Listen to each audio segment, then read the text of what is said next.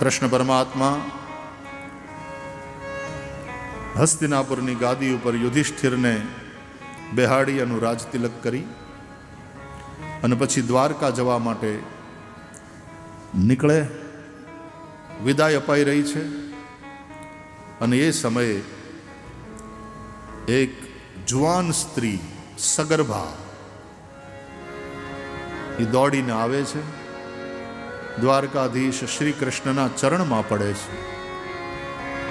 પાહિ પાહિ મહાયોગિન દેવદેવ જગત્પતે નાન્યમ ત્વદભયમ પશ્યે યત્ર મૃત્યુ પરસ્પરમ પાહિ પાહિ મહાયોગિન. બચાવો બચાવો, રક્ષા કરો રક્ષા કરો. કોણ કોણ હતી એ? બોલે અભિમન્યુની વિધવા પત્ની ઉત્તરા. અભિમન્યુ 7 કોઠાના યુદ્ધમાં ખપી ગયા છે. જુવાન જોધ પાંડવોનો આ વીર પુત્ર, અર્જુનજીના પુત્ર, સુભદ્રાનો દીકરો, એ ખપી ગયો યુદ્ધમાં, કામ આવી ગયો. અને યુવાવસ્થામાં એ અભિમન્યુની પત્ની ઉત્તરા, વિરાટ રાજાની દીકરી, વિધવા થઈ.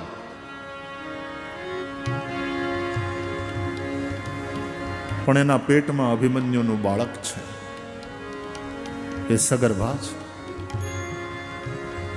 દોડીને આવીને દ્વારકાધીશ પ્રભુના ચરણમાં પડી, બચાવો બચાવો, રક્ષા કરો. કદાચ મારું મૃત્યુ થાય તો ભલે થાય, પણ મારા પેટમાં જે બાળક છે એની રક્ષા કરો હે દ્વારકાધીશ. કારણ કે આ વંશને આગળ વધારનાર આ બાળક છે જે મારા પેટમાં છે. પણ કોનાથી, કોણ વાહે પડી ગયું છે? કોણ આ ગર્ભને નષ્ટ કરવા ઈચ્છે છે? ખબર પડી કે આ કામ ક્ષમા આપીને છોડી મૂકેલા અશ્વત્થામાનું છે. અપમાન વેરની આગમાં બળતો અશ્વત્થામા પાંડવોએ ક્ષમા કરી છે, પણ એ ગુણને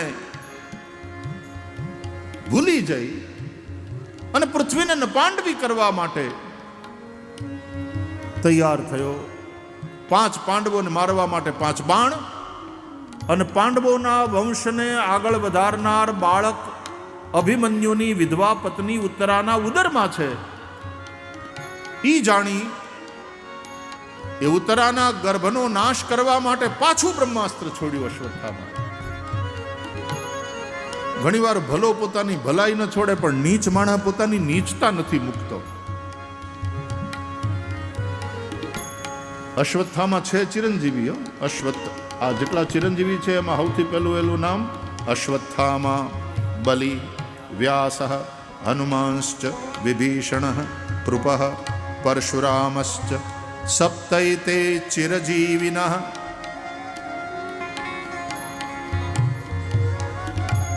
એટલે અશ્વત્થામા હજી જીવે છે. ઘણા એમ કે નર્મદાના કાંઠે હજી આંટા મારે છે અશ્વત્થામા.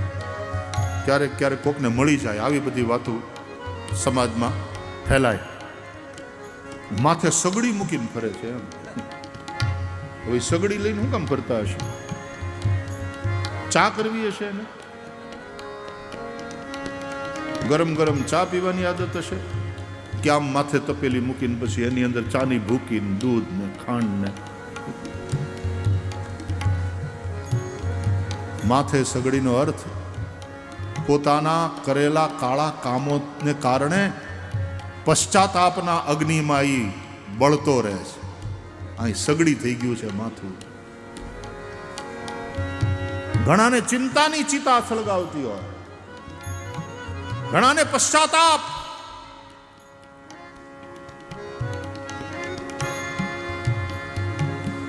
ઘણીવાર માણસ આવેશમાં આવીને ખોટું કામ કરી નાખે, પણ પછી બહુ પછતાય.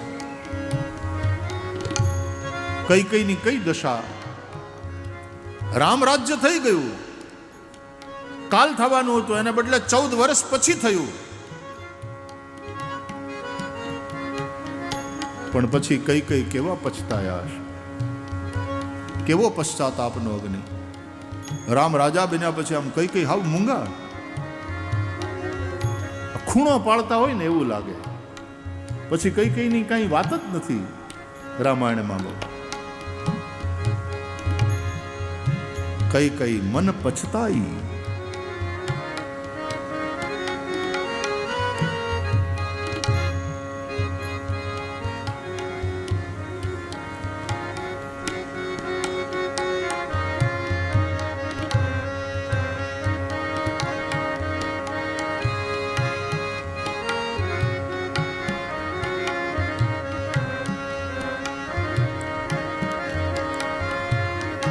रघुवर की सुधियाई मुझे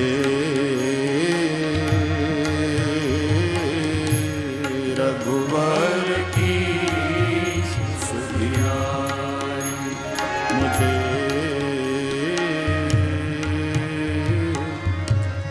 रघुवर की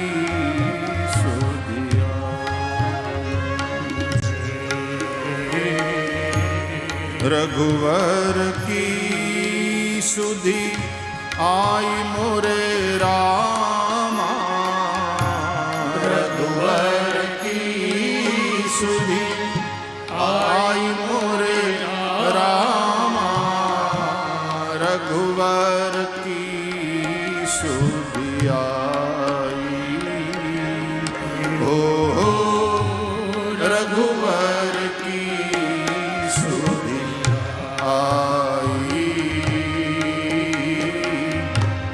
रघुवर की सुधि आई मुझे रघुवर की सुधि कई कई मन पछताई. અશ્વત્થામા પશ્ચાતાપના અગ્નિમાં બળતા બળતા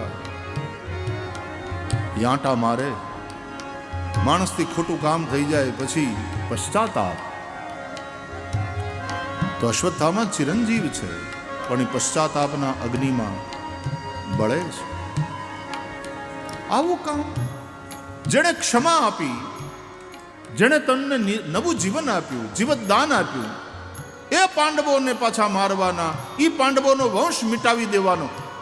વેરનો અગ્નિ માણસને કેવો હેવાન બનાવી દે. પાંડવોએ જોયું 5 બાણ આવે છે અશ્વત્થામાના છોડેલા, અને પાંડવો તરત પોતાની રક્ષા માટે આમ હાથમાં હથિયાર લઈને તૈયાર થયા.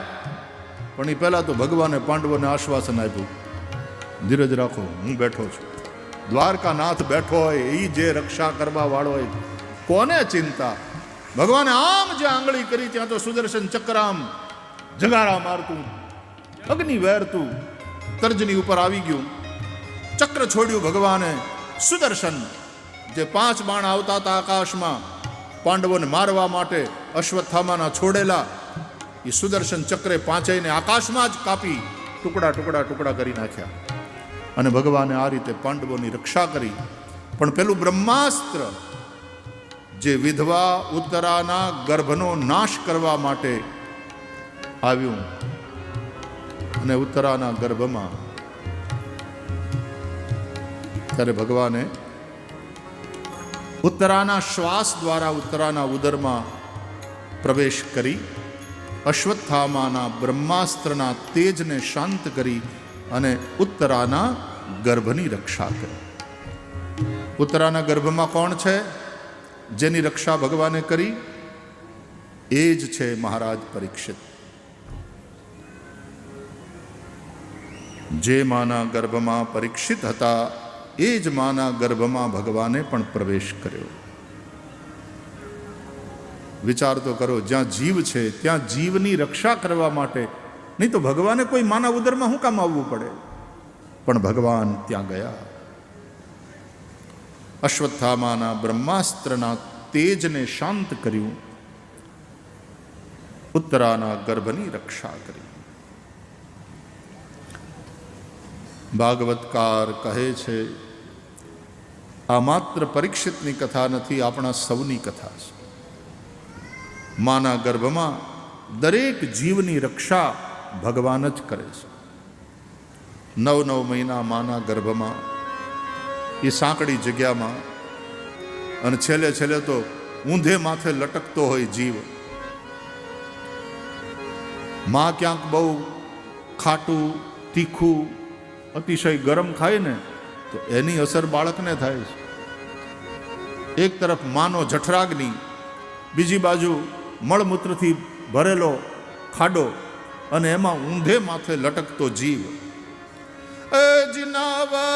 નવ મહિના માતાને ઉદર વસ્યા.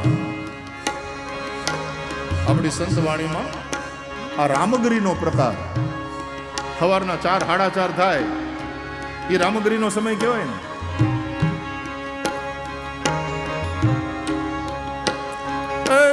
નવ મહિના માતાને ઉદર વસ્યા. તે દિવાલે જળથી જીવાડ્યા, ઉદર રે વસ્યાને નાથ મારો આપશે. મનડાને રાખો ને વિશ્વાસી,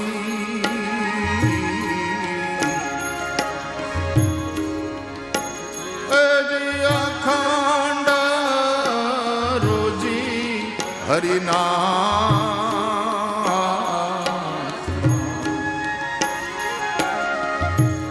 એ વાલો મારો જુએ છે વિચારી, દેવારે એ વાળો ધણી.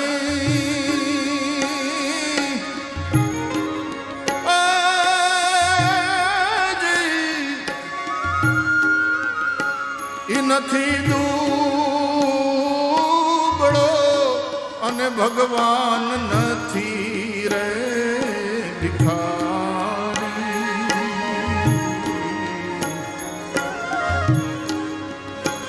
હજી અખંડ રોજી હરિના.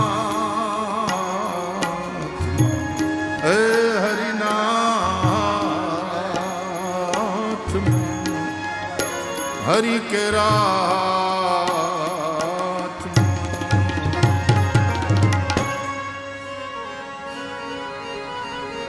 तो ही नाम तारन सबे काज सारन धरो उनका ध्यान वो निवारण करेगा. न था दात वाकू तो दिया दूध माकू, खबर है खुदा को लेकिन सब्र जो करेगा.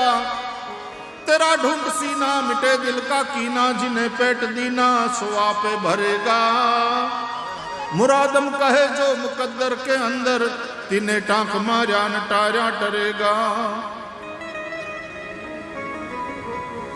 તમે મનડાને રાખો ને વિશ્વાસી, ભગવાન રક્ષક છે. માં કુંતાએ દ્વારકાધીશના આ ઉપકારને યાદ કરી અને ભગવાનની સ્તુતિ કરી. નમસ્યે પુરુષંત્વાદ્યમ ઈશ્વરમ પ્રકૃતે પરમ, અલક્ષ્યમ સર્વભૂતાનામ અંતર્બહિરવસ્થિતમ. નમસ્કાર કરું છું. કોને? મારા ભાઈના દીકરાને. કુંતા માતા તો ફૈબા થાય ને કૃષ્ણને, તો ફૈબા ભત્રીજાને પગે લાગે કે ભત્રીજો ફૈબાને પગે લાગે? અહીંયા ફૈબા કહે છે નમસ્યે પુરુષંતુ આદ્યમ. શું કહે છે? હું આદિ પુરુષ ભગવાનને પ્રણામ કરું છું.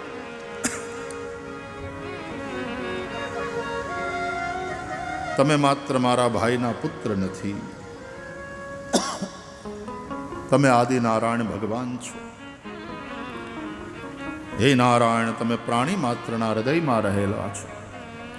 બહાર પણ તમે છો, સૌની અંદર હૃદયમાં પણ તમે છો.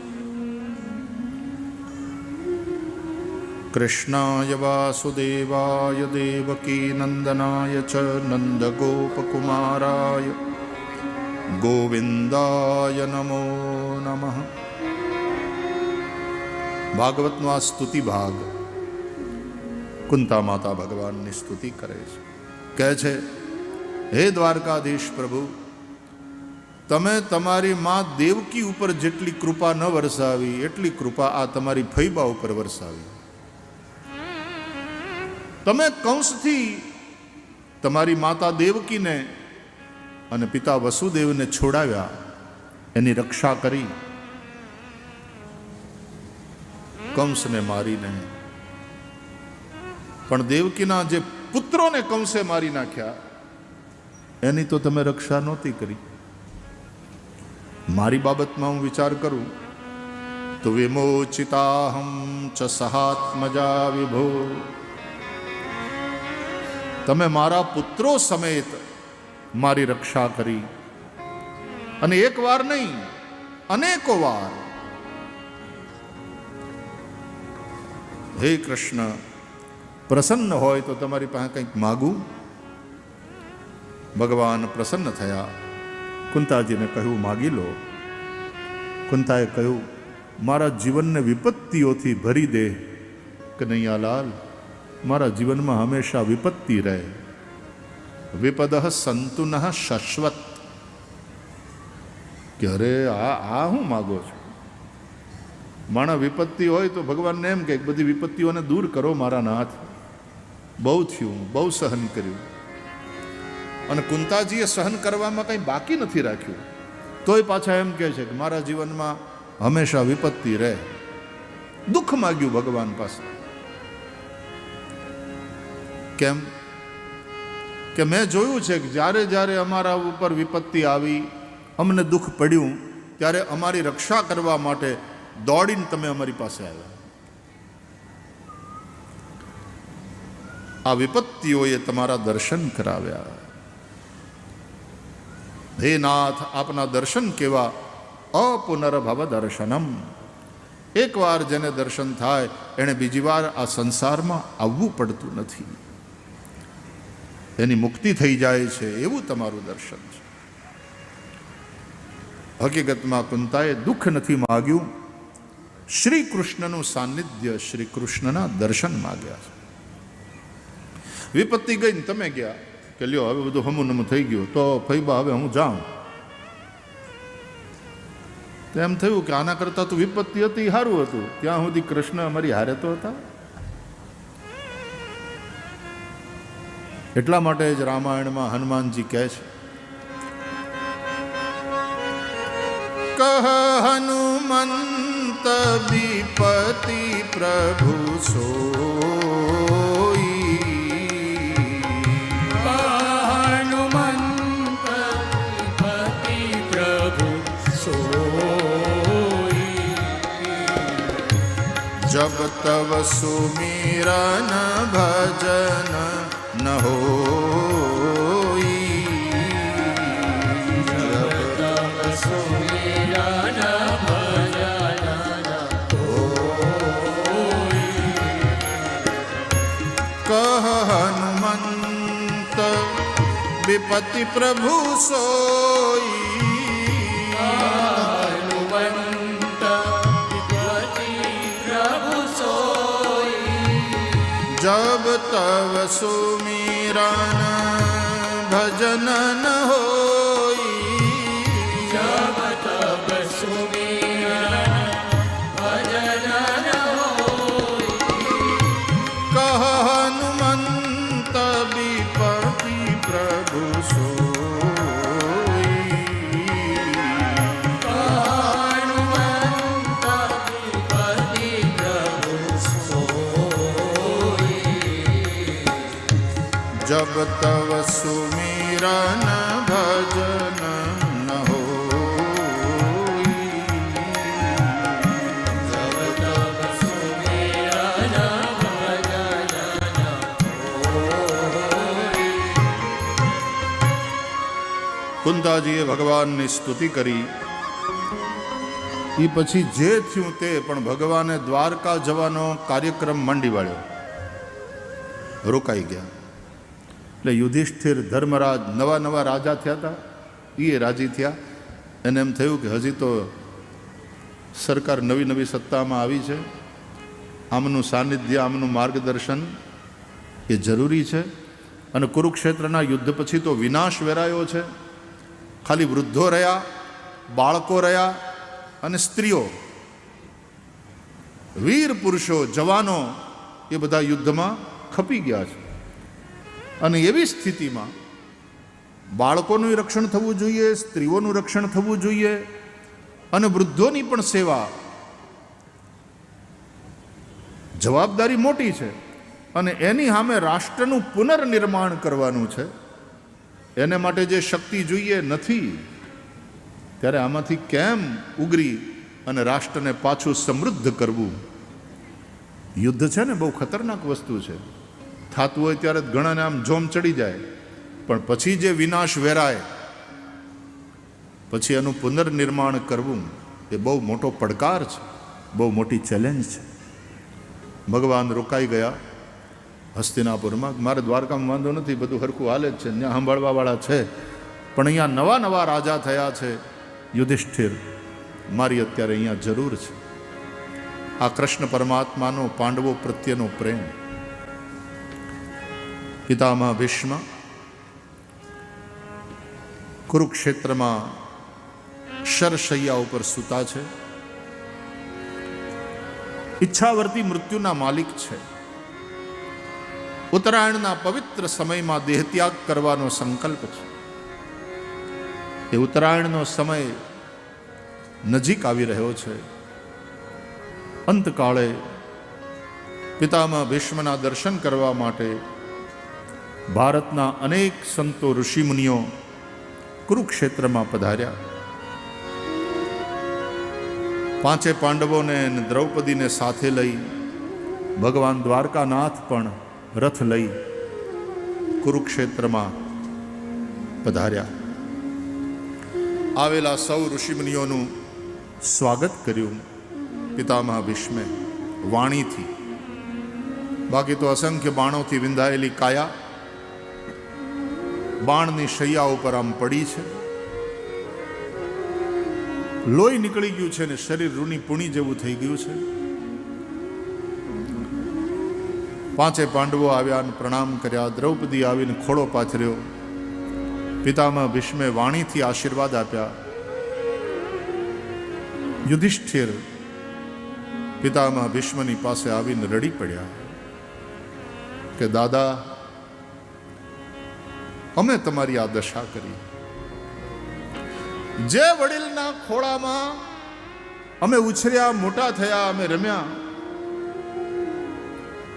આ યુદ્ધની અંદર એ જ બધા વડીલોને અમે હણ્યા.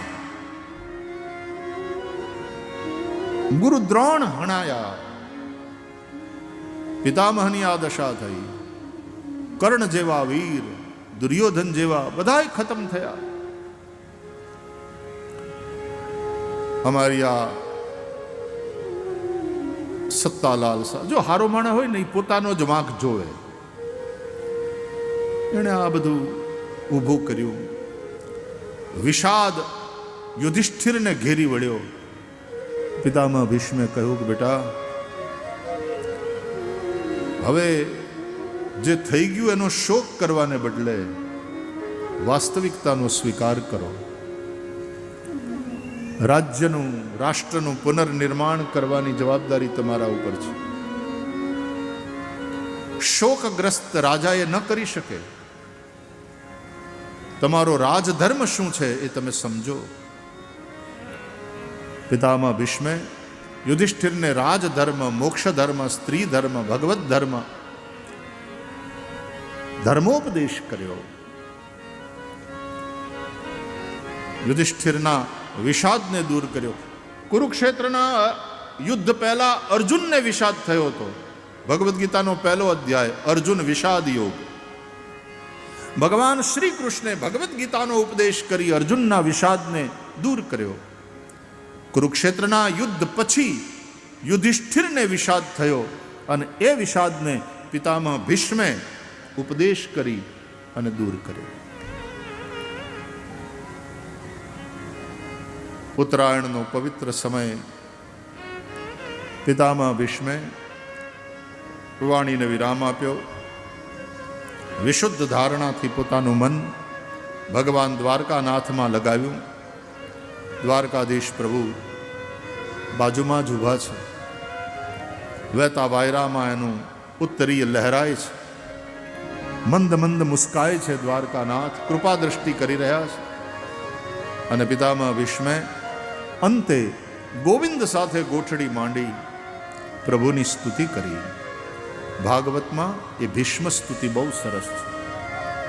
શ્રી ભીષ્મ ઉવાચ ઇતિમતિરૂપકલ્પિતા વિતૃષ્ણા ભગવતી સાત્વત પુંગવે વિભુમ્ની સ્વસુખમુપગતે ક્વચિદ વિહર્તુમ પ્રકૃતિમુપેયુષિયદ્ભવ પ્રવાહ.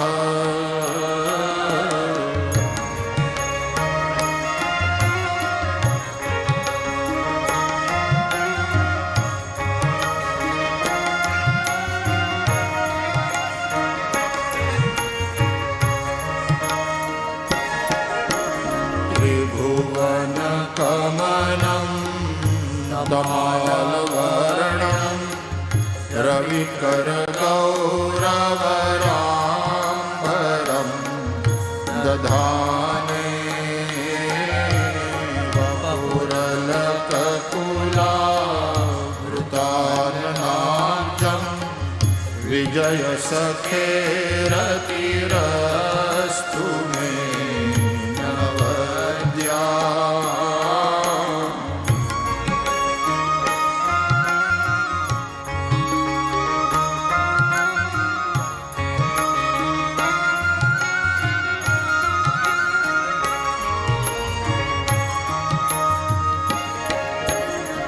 અગિયાર શ્લોકમાં પિતામહ ભીષ્મે ભગવાન દ્વારકાનાથ પ્રભુની સ્તુતિ કરી. એમાં એક શ્લોકમાં સ્વસમર્પણ, એક શ્લોકમાં સર્વસમર્પણ અને 9 શ્લોકમાં નવધા ભક્તિનો ભાવ પ્રગટ થાય છે. આવું આચાર્ય મહાપુરુષો કહે છે. પિતામહ ભીષ્મે ભગવાનની સ્તુતિ કરી. ઉત્તરાયણના પવિત્ર સમયમાં પિતામહ ભીષ્મે દેહત્યાગ કર્યો. કહે છે એના પ્રાણ શરીરને છોડીને ક્યાંય ગયા નથી. સોંતઃ શ્વાસ ઉપારમત सबकी आत्मा रूप श्री कृष्ण में विलीन हो गए. युधिष्ठिरे पितामह भीष्मनी उत्तरी क्रिया કરાવી, કરી નહીં, કરાવી. કારણ કે અભિષિક્ત રાજા છે, વિષ્ણુરૂપ ગણાય. એટલે એમણે બીજા ભાઈઓ દ્વારા ઉત્તર ક્રિયા કરાવરાવી. મુહૂર્તમ દુઃખિતો ભવત. થોડી વાર માટે શોક થયો, પણ પછી તરત યુધિષ્ઠિર રાષ્ટ્રના પુનર્નિર્માણના કામમાં લાગી ગયા.